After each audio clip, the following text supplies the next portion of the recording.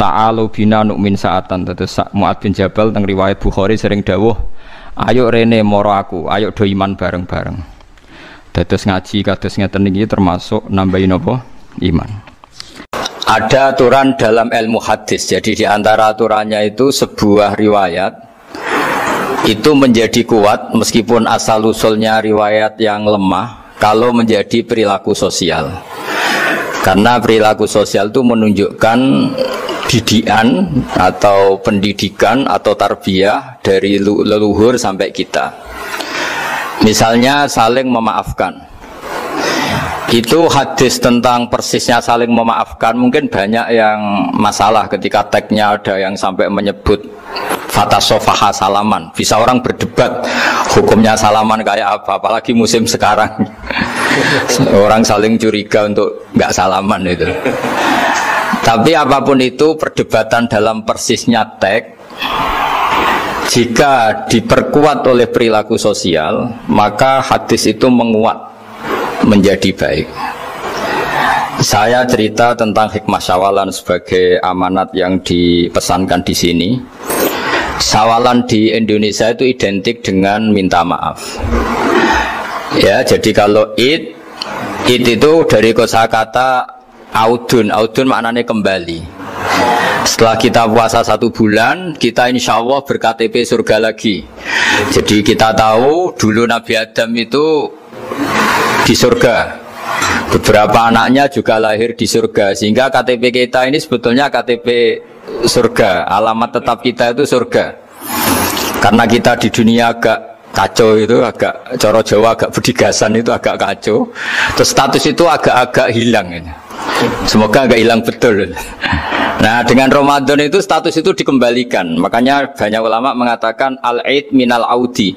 Dari kata kembali, kita yang dulu penduduk surga, insya Allah barokahnya Ramadan yang diterima itu menjadi status penduduk surga lagi, disebut minal aidin. Kita kembali lagi ke fitrah, kembali lagi ke status kehambaan yang benar, sehingga kita layak menjadi ahli surga.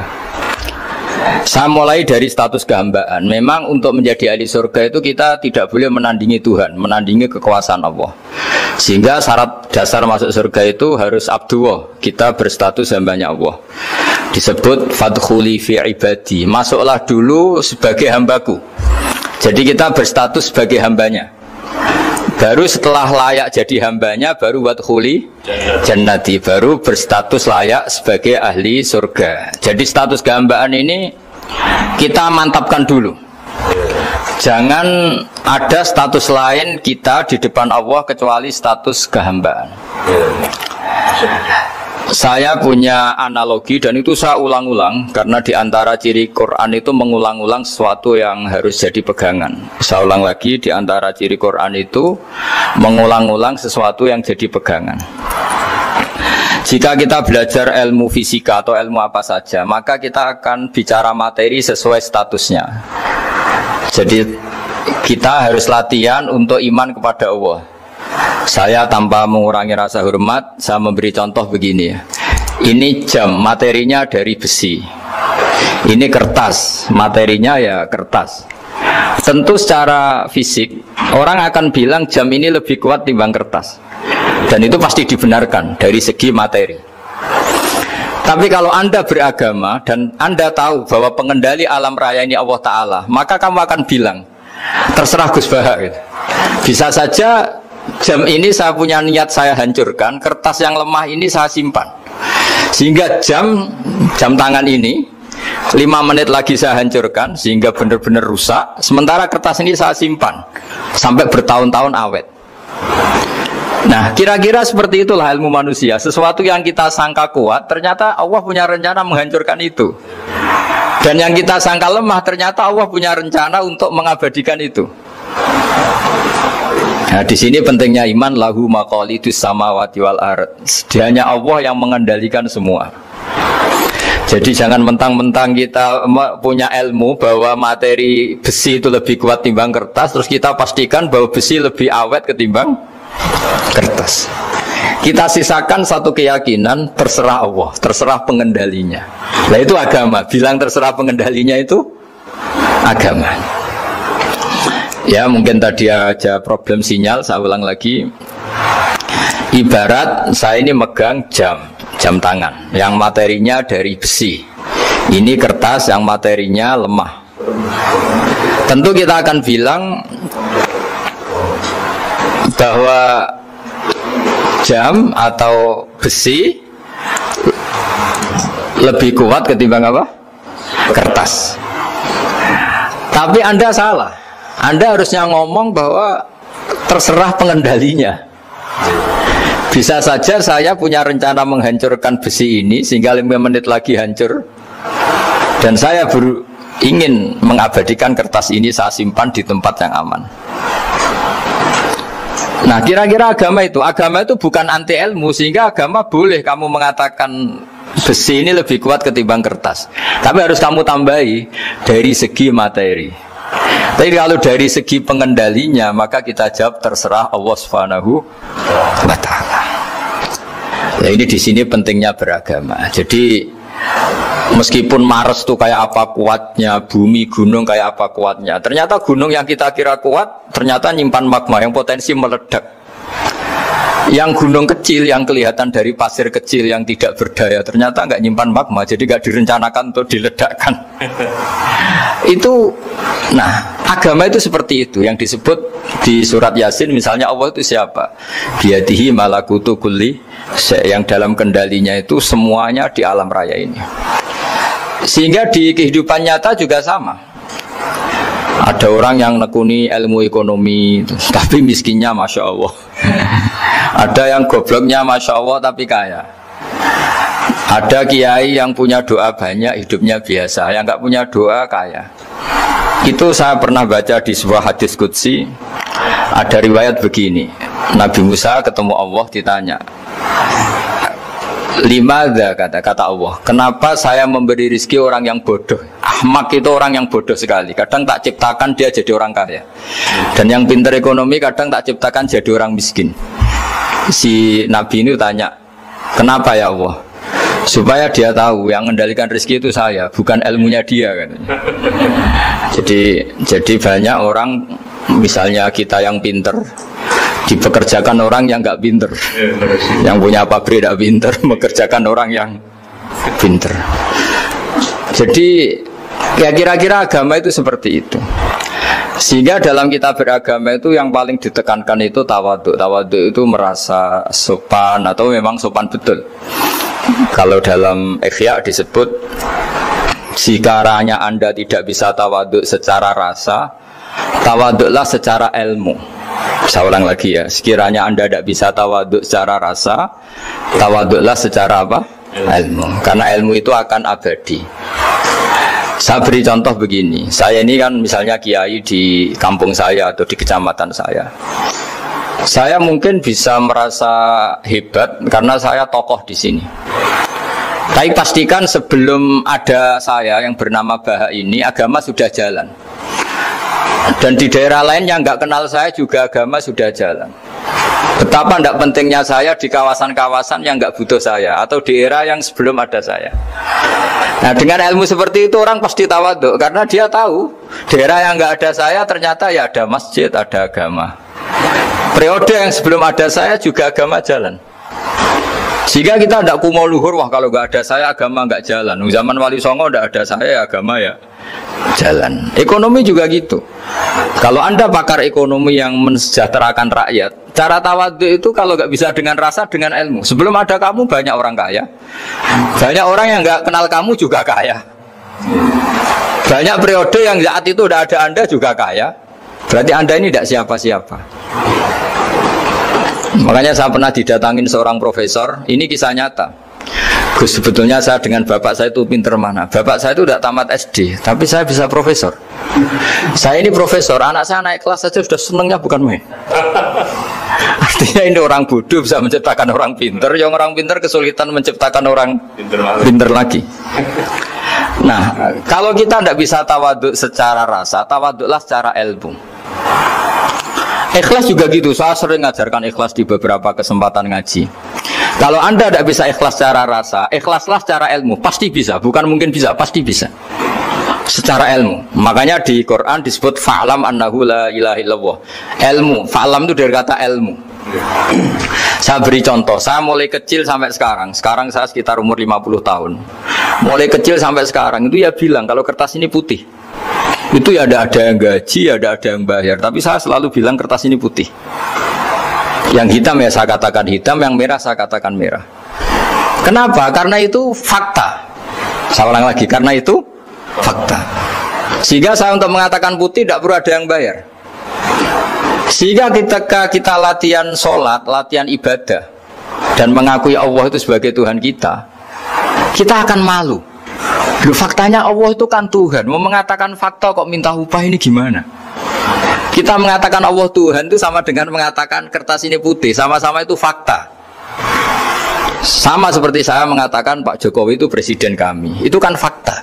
Masa nunggu kalau dikasih BLT katakan presiden, kalau enggak ya enggak. Itu kan ribet jadi. Pak Panut misalnya rektor UGM, mbok saya agak digaji di sana atau tidak kerja di sana, bilang kalau beliau itu rektor. Pak Ganjar gubernur Jawa Tengah, mbok saya dikenal apa enggak ya beliau tetap gubernur. Lama sekali kita mengatakan fakta itu ikhlas. Ikhlas itu artinya enggak minta apa-apa, karena kita ingin ngomong sesuai fakta. Nah Allah Tuhan itu fakta gitu. Nah kenapa untuk mengatakan Allah Tuhan nunggu? Bah, saya ini Tuhan kamu. Ya nunggu dulu Gusti, kalau engkau masukkan kami ke surga engkau Tuhan, kalau enggak ya enggak jadi. Tidak bisa seperti itu. Ya Allah tetap Tuhan. Nah kalau Anda tidak bisa ikhlas secara rasa, ikhlaslah secara ilmu. Ilmu ya tadi kita akan selalu bilang yang putih putih, yang hitam hitam. Makanya ini pentingnya ilmu. Tawaduk juga gitu. Kalau Anda ditakdir orang yang GR, yang gede rumongso, ditakdir orang yang kumo luhur, secara rasa bisa dilawan secara ilmu. Ada periode di mana sebelum ada kita yang kaya ya banyak, yang dapat hidayat ya banyak, yang terpelajar ya banyak. Ada daerah yang nggak kenal kita, nyatanya pendidikan di situ jalan, sistem sosial baik. Betapa tidak pentingnya kita. Nah, ini nanti memaksa kita atau melatih kita untuk tawaduk. Nah dari hikmah ilmu itu kemudian kita minta maaf sama orang lain itu mudah. Karena kita sadar bahwa adanya kita ini problem. Saya sering digojlok orang-orang kaya. Orang-orang kaya itu ya kadang agak kurang ajar tapi nggak bisa dibantah. Begini, pernah tanya saya gini, Gus, saya ini punya mobil mahal, harganya 2 miliar. Kayaknya yang berhak pakai jalan raya saya kan. Kok bisa? Bayarnya pajak saya mahal. Sehingga kayaknya paling pantas saya. Yang naik ontel itu kan nggak bayar pajak. Harusnya nggak boleh pakai jalan gitu sih. Terus saya bilang, mbah-mbahnya yang naik ontel itu pejuang, bapak kamu enggak kata. Kamu enggak warisnya kata. Artinya ada teori dalam kitab hikam itu kitab tasawuf dalam pesantren. Itu kebaikan saja di soal. Misalnya begini, kita ini bangga sebagai urip yang tertib, hidup yang tertib di kantor, di tempat-tempat pekerjaan. Tapi kalau itu semua terjadi, kalau ada kecelakaan di jalan itu gak ada yang nolong langsung. SAR paling efektif, tim penolong paling efektif ya orang-orang nganggur itu. Orang-orang yang di jalan-jalan, di perapatan itu kalau ada kecelakaan langsung nolong. Itu nanti ambulan itu yang kedua, ketiga, yang nolong pertama ya orang-orang yang nganggur-nganggur di jalan itu. Ada orang tersesat nolong. Maka ketika seorang sahabat tanya, ya Rasulullah, kalau engkau melarang kita jagongan di jalan, itu kita tidak bisa. Tapi kata Nabi, ya silahkan saja, tapi adu haqqat thoriq, hak kamu di jalan itu datangkan. Apa itu? Ya kamu bisa amar ma'ruf nahi mungkar. Coba kalau di terminal, di tempat publik banyak orang yang soleh, itu nanti copet ya sungkan. Yang mau jambret ya sungkan, karena yang di situ orang-orang soleh. Nanti yang nggak sholat juga sungkan, karena yang di situ banyak yang sholat. Jadi kenyamanan orang pergi jauh di tempat-tempat sepi itu ya barokahnya orang-orang nganggur. Terus ngaji, wah nengkono masih rame, ada orang yang di perapatan, di pertigaan. Bayangkan kalau ini orang-orang soleh, pasti itu nyaman karena wilayah publik dihuni orang-orang yang soleh. Tapi orang pasti bilang itu nggak tertib. Kita inginnya hidup ya tertib di kantor atau yang suka di masjid, di masjid. Tapi kalau itu terjadi, itu nggak ada tim SAR gratis yang setiap saat kalau ada orang kecelakaan nolong. Makanya dalam makalah hikam itu paling masyhur diantaranya itu manusia itu siapa? Manusia itu mangkanat mahasinuhu masawiyah, fakih fala takunu masawihi masawiyah. Manusia itu orang yang saat baik saja ada salahnya, apalagi pas salah. Jadi kalau kamu punya toko lagi laris, dan saat laris itu Anda ngerumat keluarga Anda melakukan kebaikan pada keluarga Anda, pasti ada toko lain yang termahjubkan, yang tersingkirkan. Makanya saya pernah diskusi sama kiai besar, guyonan sama saya. Kita kalau kiai besar sebaiknya kalau diundang di musola kecil datang apa enggak? Kata kiai yang satu, jangan datang Gus, itu jatahnya kiai kecil. Terus kata yang satu, datang Gus sebagai bukti tawaduk bahwa kita kiai besar pun mau diundang yang kecil. Akhirnya kita ini ya kadang datang kadang enggak, karena kadang kita enggak datang supaya jatah rezeki kiai kecil enggak terambil. Kadang ya mau datang supaya dikira tawaduk. Makanya kalau seorang profesor sering terubah di bawah itu ya kasihan yang S1, SPDI itu kan nanti gak jadi bintang kalau profesornya sering turun. Kalah terus gitu. Jadi kadang-kadang itu orang itu harus berpikir secara ilmu, jangan rasa terus. Jadi itu ilmu. Jadi semua yang kebaikan yang kita lakukan itu secara ilmiah bisa diperdebatkan. Ada orang senang ngomong serius supaya bangsa ini maju. Tapi bapak saya itu pesan saya, kamu kalau ngiyai itu jangan sering ngomong serius kan. Masyarakat sudah capek mikir utang, mikir keluarga. Udah gitu sowan kiai dijak ngomong serius lagi nanti capek kan. Sehingga kiai dulu tuh kalau ketemu orang ya guyon terus. Karena tahu masyarakat sudah capek, sudah banyak yang takut tanggal kredit gitu. Sudah takut tanggal kredit, takut problem sowan kiai diancam neraka lagi, itu kan ketakutan berkali-kali. Jadi makanya ini kan kebaikan itu dievaluasi karena kita tidak nabi, tidak wali. Jadi kalau kata hikam itu apa yang Anda kira baik itu ada masalah, apalagi sedang masalah. Saya sering cerita ada orang suami istri harmonis sekali. Itu tanyakan ibunya, pasti mulai gak peduli dengan ibunya karena terlalu harmonis dengan istri. Itu pasti bukan mungkin lagi. Jadi jangan tanya istrinya, tanya ibunya. Oh jok nikah lupa saya, ngalor gitu sama istrinya. Tanyakan temannya, wah itu jok nikah lupa temennya. Tapi yang baik sama teman, tanyakan istrinya, jatah belanja untuk ngopi. Ya begitu terus itu. Jadi siklus sosial itu. Nah, di sini pentingnya saling minta maaf karena dalam kebaikan kita pasti ada kesalahan. Ketika karir kita baik di pemerintahan maupun di kampus, pasti dengan sendirinya ada yang agak tersingkirkan. Meskipun itu sudah hukum alam, tapi apapun itu kita harus minta maaf. Makanya banyak, saya sering cerita berkali-kali, dulu itu ada dua nabi yang seangkatan, itu luar biasa.